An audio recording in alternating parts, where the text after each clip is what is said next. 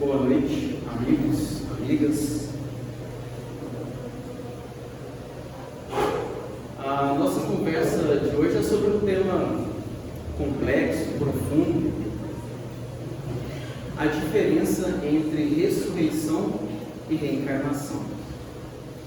A princípio pode parecer fácil distinguir uma da outra, principalmente quando nós já estamos há algum tempo de contato com a doutrina espírita ou com qualquer outra doutrina ou filosofia espiritualista. Mas, considerando que o tema do espiritismo é o consolo, mas o consolo através do esclarecimento, a nossa proposta é conversar um pouquinho sobre este assunto. Considerando a sua complexidade e profundidade, a nossa intenção não é esgotá-lo, mas traçar aqui alguns comentários, fazer uma conversa, para que o tema depois possa ser aprofundado em estudos, em leituras particulares, para que cada um busque dentro da sua necessidade, daquilo que se interessa, daquilo que necessita, acerca dessa temática. Antes de conversarmos então sobre isso, mais especificamente, vamos definir ressurreição de reencarnação. Ressurreição é uma palavra aplicada a casos onde um corpo já sem vida, morto, retorna à existência. Reencarnação, ao contrário, é uma palavra aplicada para quando um novo corpo é formado para o espírito, de acordo com a sua necessidade de trabalho, de aprendizado aqui na Terra. Então nós temos aí dois opostos. No primeiro momento, na ressurreição, nós temos o próprio corpo já cadaverizado, voltando à existência. Ou seja, um espírito que foi completamente desligado da carne, do instrumento, retorna e retoma o corpo. No outro caso, na reencarnação, não. Corpo morto é morto, conforme muitos espíritas gostam de usar a comparação, é como uma veste velha, que quando já não nos serve mais, nós retiramos e jogamos fora, e depois a gente procura uma outra vestimenta. Assim, então, seria a diferença entre esses dois termos. E o tema é pertinente para estudar, porque a primeira vez que a palavra ressurreição aparece na Bíblia, segundo o registro dos estudiosos bíblicos, é no livro do profeta Daniel, que foi escrito aproximadamente 600 anos antes de Cristo. Então, do livro de Daniel ao Apocalipse, o último livro da Bíblia, escrito por João Evangelista já depois da partida do Cristo, a palavra ressurreição, ou seja, a volta do corpo de carne à vida, está presente. E o aparecimento dessa palavra, inclusive nas cartas de Paulo, fez com que muitas igrejas, muitas religiões e doutrinas adotassem a ressurreição como um dogma. A ideia de que o corpo pode sim voltar, o corpo morto pode sim voltar à vida, principalmente no Apocalipse, nos escritos conhecidos de que após a segunda vinda do Cristo, todos os mortos se levantariam para que fosse feito o julgamento. No entanto, o Espiritismo vai nos trazer, de acordo com a própria ciência, de que quando o nosso corpo se desfaz através da decomposição, a própria matéria orgânica volta à natureza, né? É o famoso do pó viemos, ao pó voltaremos.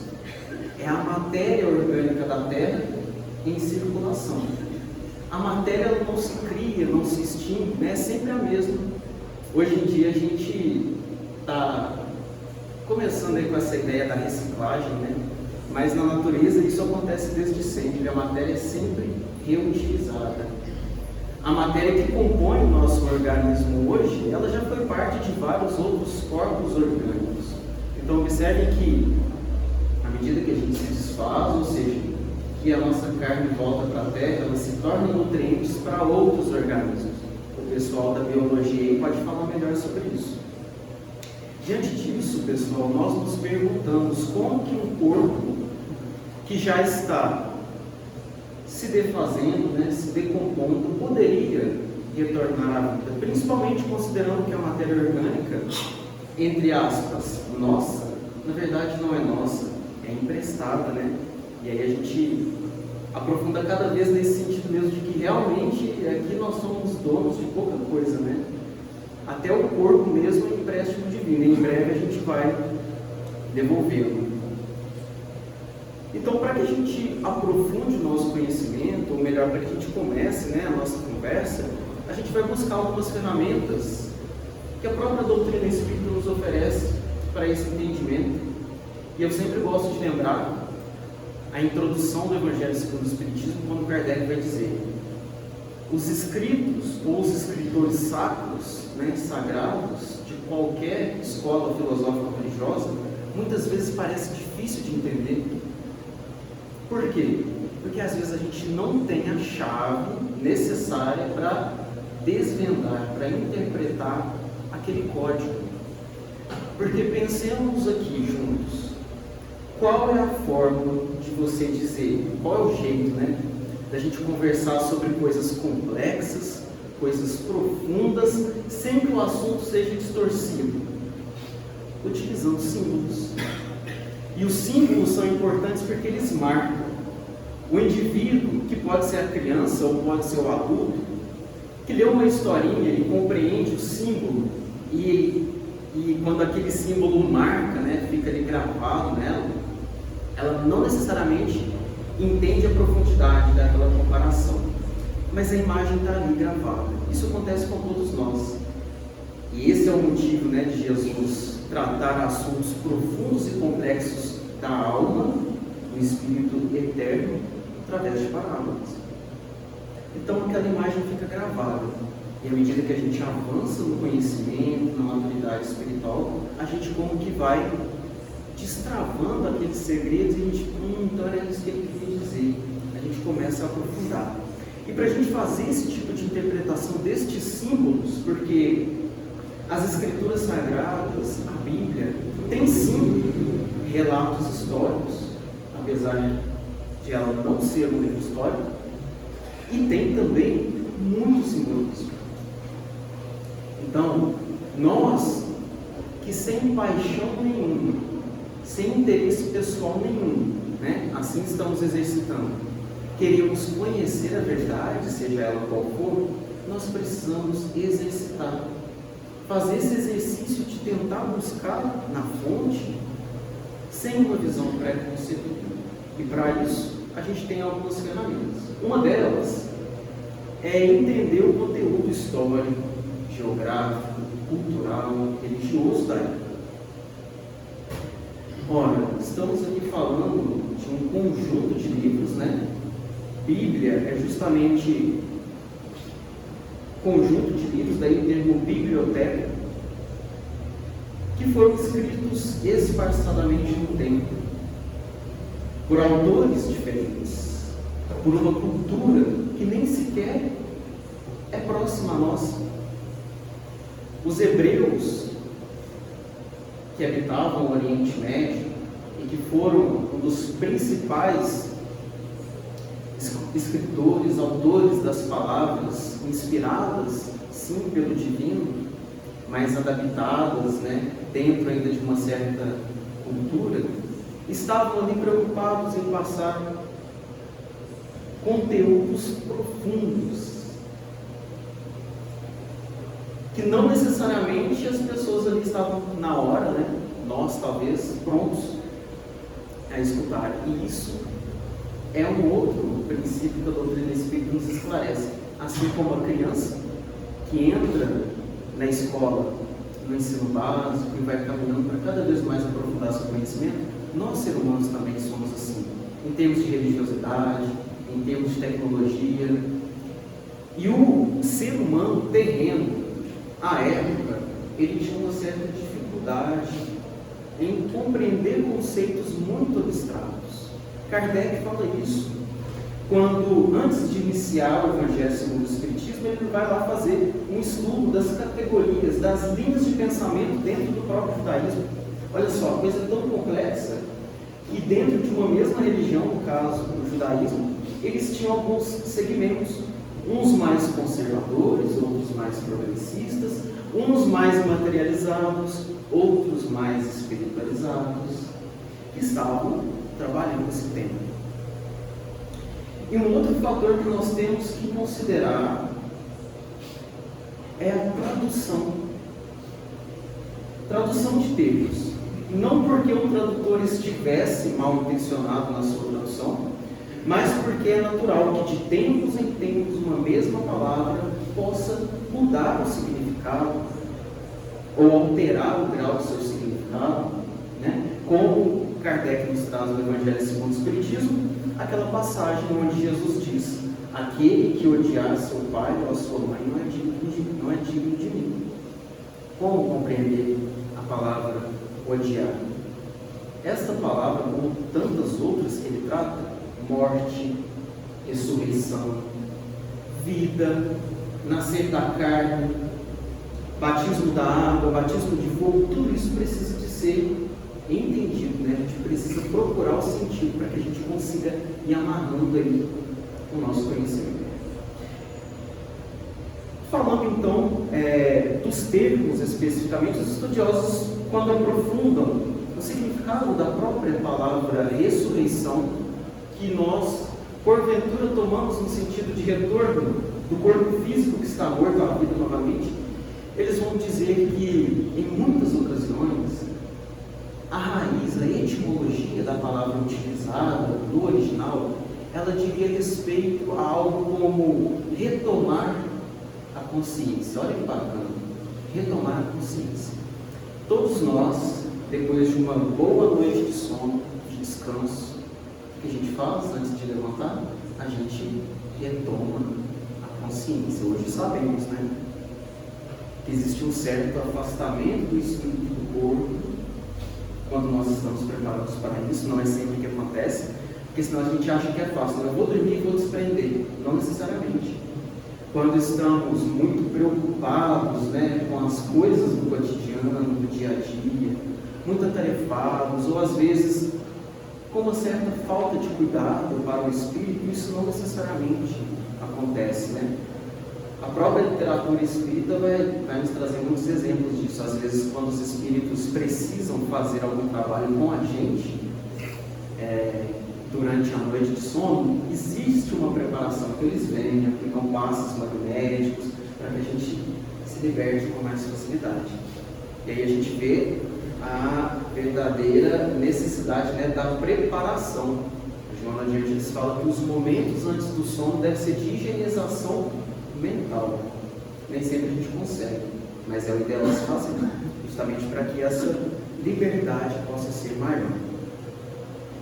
Mas então vocês vão me perguntar: ok, entendemos que essa palavra é tida muitas vezes, interpretada, né, hoje, equivocadamente ou às vezes na sua literalidade. Mas como interpretar exemplos tais como o de Lázaro? A Bíblia traz 8 casos de suposta ressurreição, sendo que 5 deles estão presentes no Novo Testamento. 3 atribuídos a Jesus, Lázaro é um deles, um atribuído a Pedro e outro atribuído a Paulo. O caso de Pedro e de Paulo está relatado no Atos dos Apóstolos, e os 3 casos de Jesus ao longo dos demais evangelistas, né? Temos aí, inclusive lá no relato de Lázaro, que inclusive o seu corpo já cheirava mal. Olha só que interessante. E neste caso, existe ou não existe a ressurreição? Nós, na doutrina espírita, temos uma vantagem. Aliás, Kardec, né, ensinou esse método, que é o método do ensinamento dos espíritos, mas quando eles são coincidentes, né, entre si, obtidos em diferentes locais, em diferentes épocas, por diferentes médiuns.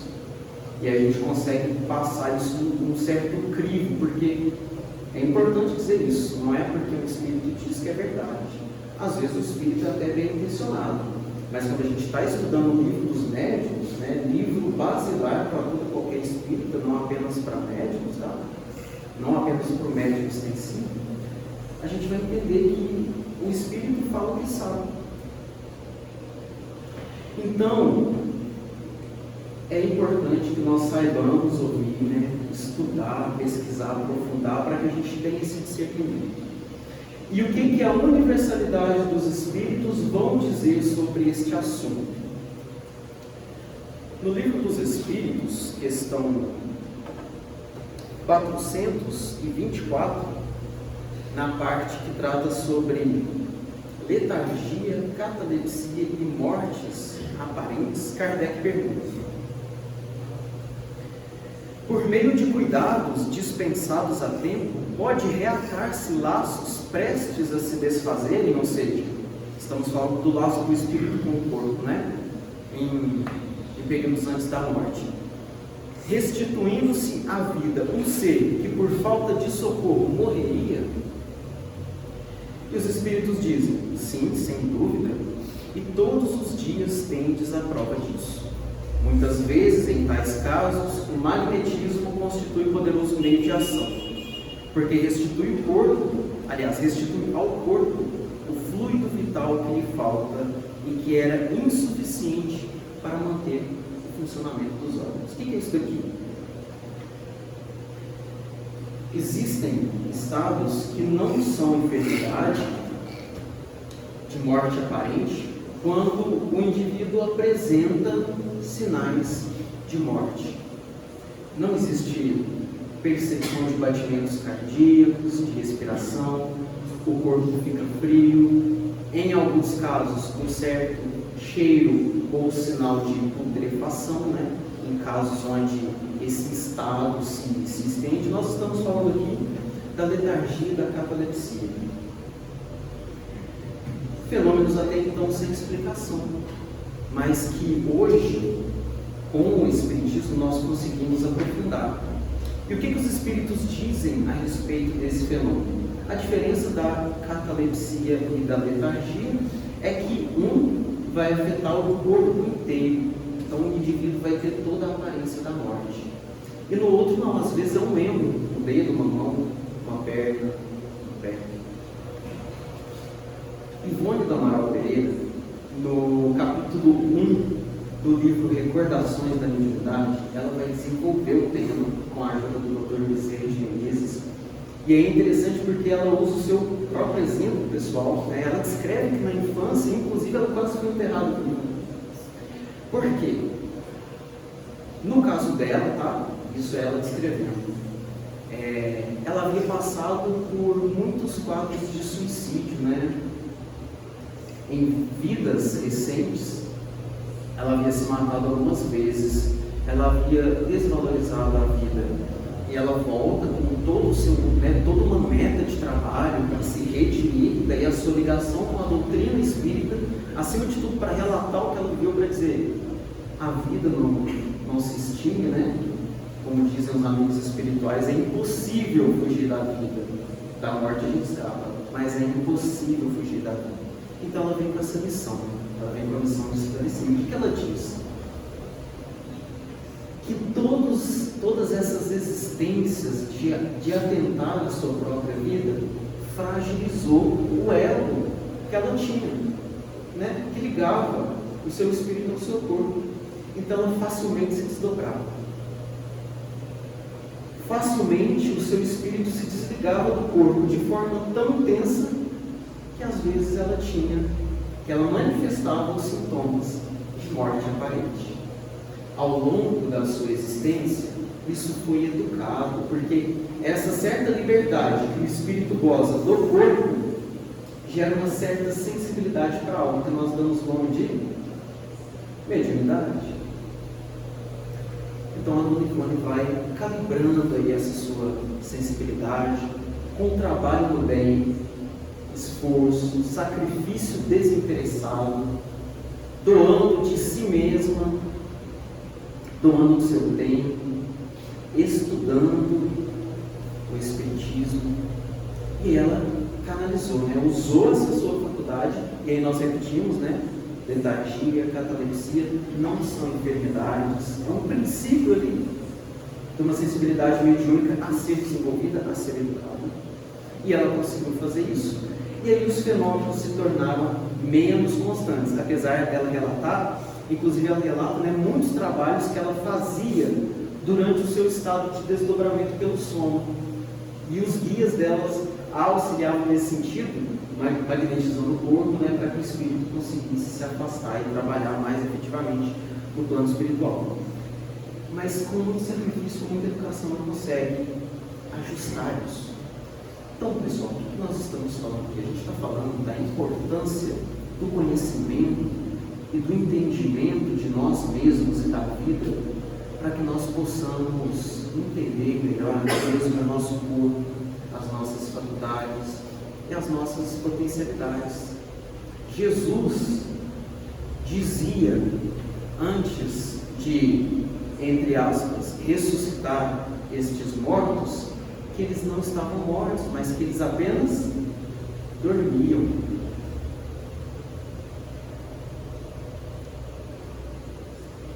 Desnecessário a Jesus, aquele tempo, discursar sobre fenômenos de letargia, de catalepsia, sobre elos de espírito e corpo, sobre perispírito, até porque, como ele mesmo disse, muitas coisas nem mesmo os discípulos estavam prontos para compreender, mas o registro ficou lá. Nós temos 8 casos de suposta ressurreição das Escrituras Sagradas. Isso considerando as Escrituras Sagradas judaico-cristãs. Se nós formos buscar nos outros, nós veremos que isso aí acontece ao longo de todo mundo, ao longo de toda a história aconteceu. Mas Jesus, o que ele fazia? Ele trazia, através da sua força magnética, e sempre quando nós estamos falando aqui na doutrina espírita de magnetismo, nós estamos falando desse fluido magnético animal que nós temos, todos nós, que Jesus tinha abundância e que sabia utilizar com uma vontade firme e um pensamento bem direcionado. Estou certo ou errado, passistas? Como que aplica paz? Vontade firme, pensamento bem direcionado. Estamos aí trabalhando uma das formas, um dos aspectos, para nós trabalharmos o nosso fluido magnético, que por sinal foi passado para os discípulos, aqueles mais fervorosos, Paulo, Pedro, que tiveram a oportunidade de ajudar a outros espíritos que estavam, e aí essa é a solução que a doutrina espírita nos apresenta para esse problema, ao fenômeno de catalepsia, letargia ou de morte aparente. E em alguns casos, como o de Lázaro, o distanciamento, o elo ali entre o espírito e o corpo já estava a ponto de se desfazer completamente. Tanto é que o corpo já começava a entrar em decomposição. Mas, conforme nos diz aqui, os espíritos da codificação, e isso é importante, tá? Depois que o elo está desfeito, nós não conseguimos mais unir o espírito ao corpo. Aí sim, aí existe a morte de fato. Nestes casos aqui, ainda foi possível restituir a vida a essas pessoas, porque o elo não tinha sido quebrado por completo. O espírito ainda estava ligado àquele corpo. Diante disso, nós podemos conversar sobre a reencarnação. O que é a reencarnação? E de pregar o dogma da reencarnação.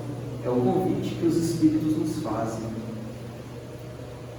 E obviamente aqui a palavra dogma não está sendo entendida no sentido que nós aplicamos aqui no início da nossa conversa, mas dogma no sentido de ideia base, né?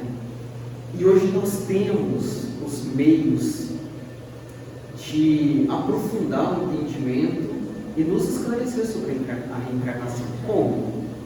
Filosoficamente, através de provas de comparação e através da universalidade dos ensinos dos Espíritos. Então, primeiro ponto, os Espíritos são concordantes em dizer, retomando um conceito milenar, Kardec fala isso o tempo todo, reencarnação não é novidade do Espiritismo. Reencarnação é um ponto fundamental da nossa existência que nós tínhamos esquecido ou tínhamos ignorado. Os Espíritos vêm reafirmar a pluralidade das existências, né? Assumimos quantos corpos forem necessários. Todos vamos chegar no mesmo ponto. Saímos do mesmo lugar, vamos chegar no mesmo ponto. Mas não é o mesmo corpo que se levanta. São corpos diferentes, elaborados para situações diferentes, para locais específicos, de acordo com a missão e trabalho de cada um. Então, o meu corpo, o seu corpo, foi preparado para você e para mim nessa encarnação, de acordo com o trabalho que nós temos aqui a realizar. Masculino ou feminino? De acordo com as provas e aprendizados que eu preciso passar em cada encarnação. Tem alguma deficiência? Ferramenta para o aprendizado, ferramenta para o trabalho. Essa é a reencarnação. E como nós colocamos a reencarnação, o objetivo do Espiritismo é consolar através do esclarecimento. A reencarnação é uma daquelas chaves que nós havíamos comentado, que facilita o entendimento de muita coisa que é dita nos textos sagrados. Como conciliar? Eu pergunto a vocês, a bondade divina, quando Cristo nos convoca, sede perfeitos, como perfeito é o vosso Pai. Em 80 anos, que seja 90, que seja 110. O Evangelho segundo o Espiritismo nos traz um exemplo muito belo, quando ele diz assim, que muitas vezes nós chegamos no final da existência e olhamos para trás e dizemos, poxa, quanto tempo eu perdi. Se eu pudesse começar de novo, eu faria diferente. Quantos de nós? E aí, a reencarnação aparece como uma luz para acolher a todos os corações e dizer, você tem vontade de começar de novo, é uma vontade sincera, então essa oportunidade vai ser dada. E muitas pessoas, às vezes, quando nós vamos conversar de reencarnação, elas utilizam esse conceito para falar que as chances seriam dadas indefinidamente aos que praticam o mal. E o Espiritismo assegura, sim, será. No entanto, é o tempo, né? Está em nossa mão acelerar o processo ou alongar indefinidamente. Por isso que, quando as Escrituras Sagradas, o Evangelho vai nos dizer sobre penas eternas, que o senso comum assumiu na ideia de um inferno que te queima para sempre, os Espíritos vão dizer, eternas significa que não tem data para acabar. Vai durar para sempre ou não? Depende. Porque é diferente, né, da legislação da Terra, que fala assim, olha, você, de acordo com o ato cometido, tem 15 anos de detenção. Lei divina não é assim. Não existe prazo pré-determinado. Você tem 100 anos de umbral. E se com 10, aquele espírito desperta a consciência? Ele vai ficar mais 90? precisar de 500, ele vai sair com 100? Então é isso que são penas eternas. São penas sem data marcada previamente para acabar, porque depende única e exclusivamente de cada coração. Se nós estivermos abertos, e esses dias nós estávamos conversando sobre isso em outra casa, uma das coisas que a vida vai convidar cada um de nós, espíritos imortais, a fazer é dar o braço a torcer.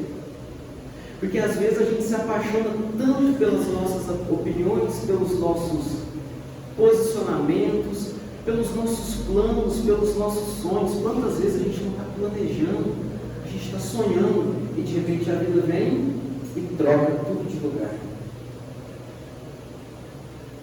Somos a todo momento convidados a dar um braço a torcer. E isso não é sinal de fraqueza não, pessoal. Isso é sinal de inteligência emocional. Obviamente, quando as coisas estão ali bem embasadas. E a morte, ela é preciosa nesse sentido. A morte nos troca de posição social. A morte nos troca de sexo. A morte nos troca de família. A morte nos troca de cultura. A morte nos troca de realidade. Isso é uma bênção, porque nós seres humanos, a gente tem a tendência de começar a enrijecer o nosso pensamento. E não existe espírito evoluído com pensamento engessado. O que não significa que ele seja uma folha ao vento, que vai aí de acordo com qualquer pensamento. Não é isso. Mas é justamente essa busca, essa compreensão profunda da vida. E a morte faz o seu precioso trabalho. E a reencarnação vem avalizar a bondade divina, fazendo essas trocas que nós precisamos, ensinando-nos que todos somos iguais, que todos temos potencialidades, porque quando a gente fala em trocar posição, a gente sempre imagina, o orgulhoso, mas também tem aquele que se sente pouco, e aí a vida te coloca numa posição, parece que fala de, mas não, te coloca numa posição que você tem que mostrar para você mesmo que você é capaz, porque o processo evolutivo é individual. Então sim, vai ter momentos que, por mais que existam pessoas do seu lado, a coisa é entre você e você. E aí nós precisaremos ter o coração aberto para chamar por aquele que nós tantas vezes resistimos, às vezes em negar, que é Jesus, que é o Cristo. Então, pessoal, essa ideia de ressurreição e reencarnação é mais um exemplo de tantos outros que o Espiritismo vem aclarar, que vem esclarecer, lançar luz, consolo, esperança para te dizer: calma, a vida não é aqui e agora. Tem um capítulo do Emmanuel, se não me engano, Fonte Viva ou Vinha de Luz, é uma das duas. O título da lição é Por um Pouco de Tempo. E resumindo aqui para a gente finalizar, ele vai dizer assim: observe onde você está. Tá bom? Tá ruim? Tá mais ou menos? Independentemente, você está aí por um pouco de tempo. O tempo nos é dado como bênção de aprimoramento. Em breve estaremos retornando para casa. E é bom que nós estejamos com uma bagagenzinha razoavelmente pesadinha, no sentido de que tenhamos angariado valores para que a gente retorne com o coração cheio, valores do coração. E que Jesus possa continuar nos esclarecendo, nos apoiando, enchendo-nos de esperança, e que a doutrina espírita seja essa ferramenta radiosa para o nosso dia a dia, para o nosso despertar, para a nossa religiosidade, que assim seja.